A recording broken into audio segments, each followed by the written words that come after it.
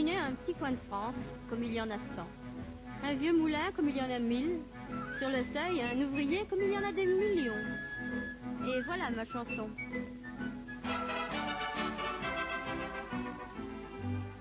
Il fait bon chez vous, maître Pierre. Il fait bon dans votre moulin. Le froment vole dans la lumière. Et partout, ça sent bon le grain. J'avais 12 ans et j'étais haut comme 3 pommes. Qu'en me voyant, vous me disiez d'un ton bonhomme. Voyez-moi, ce sacré petit drôle. Le métier lui semble à son goût. Prends ce sac. Voilà, nous allons commencer la visite du moulin par une des pièces très importantes, le moteur. Ce moteur qui fonctionne sans électricité, sans fioul, mais tout simplement avec l'eau de la rivière. Cette eau qui est acheminée par un canal. La grande roue que vous voyez tourner s'appelle une roue à auget. Les augets sont ces bacs qui contiennent environ 70 litres et qui par leur poids vont faire tourner la roue et la grosse couronne solidaire à dents de bois. La plus petite couronne, cette fois métallique, va ainsi augmenter la vitesse et rentrer le mouvement à l'intérieur.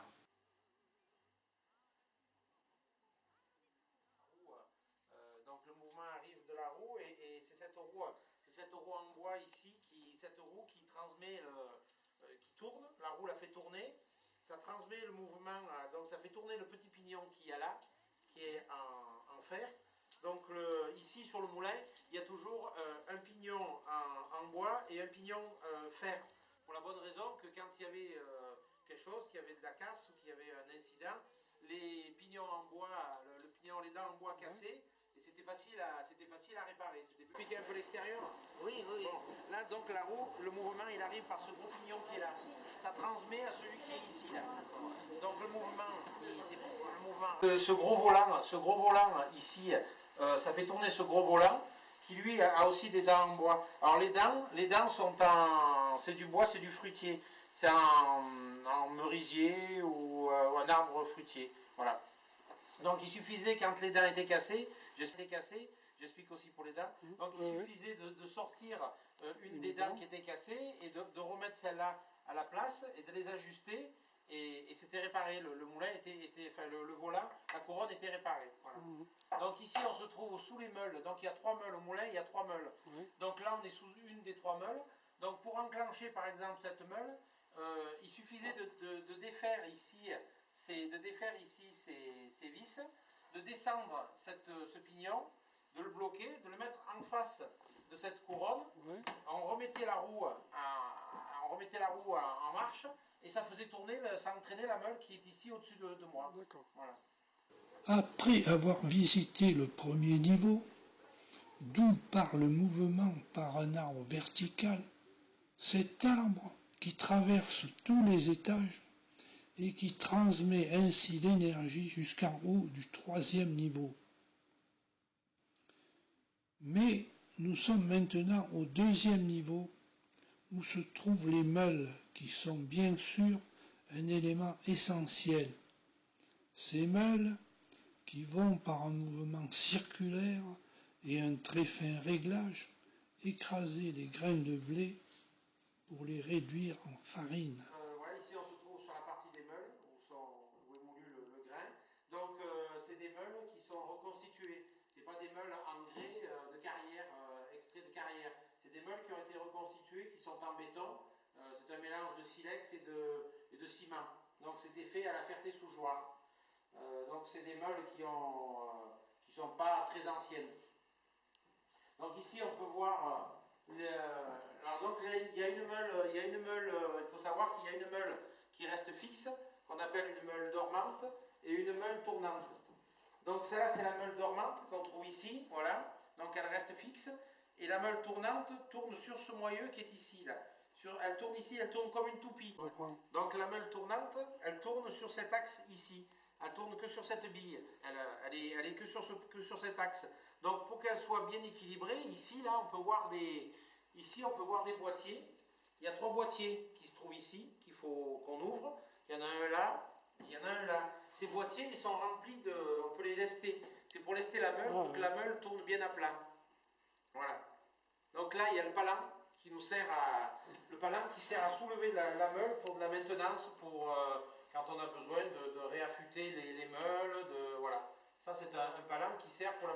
il y a une partie en bois, donc cette partie bois va entoure les meules pour permettre de drainer la farine. Parce que si on mettait pas ça, la farine giclerait de partout.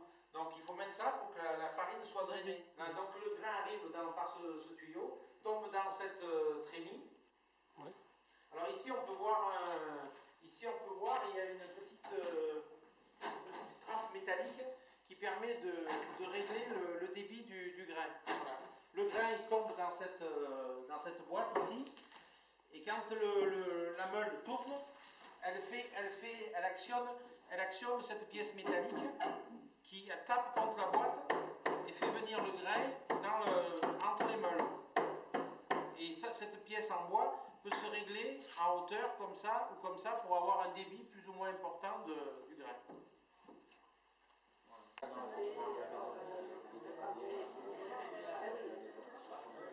Une trieuse pour le blé. Donc quand le grain de blé arrivait des champs, il avait des impuretés, et donc il fallait le passer dans cette machine qui est comme un vanoir, et donc le grain, les impuretés sortaient de là, et le grain propre sortait par-dessous de l'autre côté. Ça permettait de nettoyer, d'enlever ce qui était les herbes, les petits graviers, tout ça, de nettoyer le grain avant de le passer dans les meules. Nous voilà arrivés au 3e et dernier étage du moulin, où l'on va découvrir 2 colonnes qui sont un élévateur à godets. Dans ces colonnes circule une longue courroie équipée de godets qui remonte la mouture issue des meules 10 mètres plus bas. Arrivés au sommet, les godets se vident dans la bluterie. La bluterie, ce gros appareil qui va tamiser la farine, c'est-à-dire séparer la farine blanche du son. Le son étant le résidu, voire la coque du grain de blé. L'on découvre aussi à ce niveau une épierreuse qui servait à trier les parties lourdes contenues dans le blé. Il faut tenir compte qu'à l'époque où est construit le moulin, les grains de blé sont extraits souvent par roulage avec des chevaux, donc avec un risque important d'impureté. À trier donc le grain. Il arrive en bas du sous-sol où il a été nettoyé, enlevé de ses impuretés. Donc il remonte ici pour être encore trié une 2e fois, passé dans cette machine. Voilà. Ce grand bac de bois avec un rouleau en pierre lissée qui tourne en rond s'appelle le moulatou, qui, comme son nom peut le laisser penser, sert à écraser toutes sortes de graines ou même de fruits, et aussi décortiquer, tels pour la fabrication de gruau. Qu'est-ce que c'est le gruau?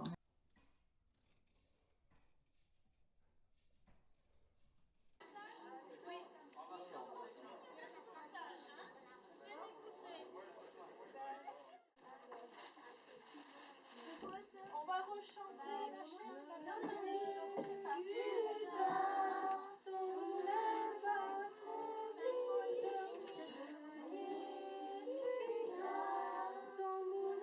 Alors, qu'est-ce que tu veux faire?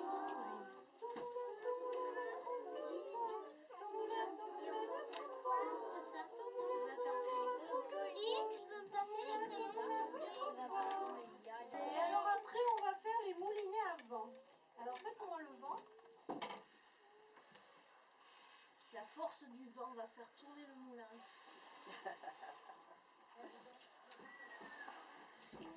Allez.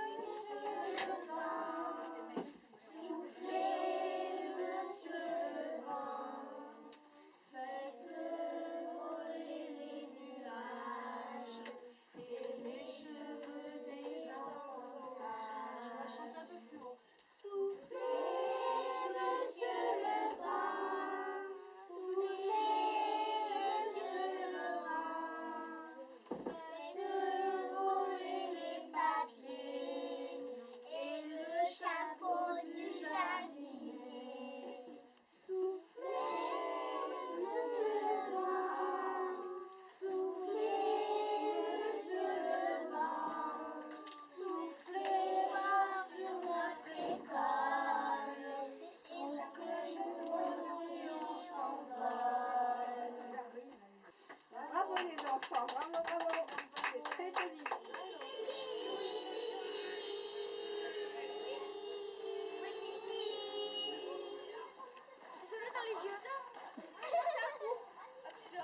Nous voilà arrivés au terme de la visite, où un petit jus de fruits dans le réfectoire sera le bienvenu. Mais il faut aussi que la visite soit une leçon, et ça, les maîtresses connaissent bien. Chacun va écrire ou dessiner tout ce qu'il a vu, puis repartir avec un petit sac de farine, qui n'est pas un grand cadeau, mais cette farine va servir à faire quelques pâtisseries et inviter les meuniers. Les meuniers à l'école, ça pourrait être le titre d'un livre. Et ils étaient contents, ces meuniers.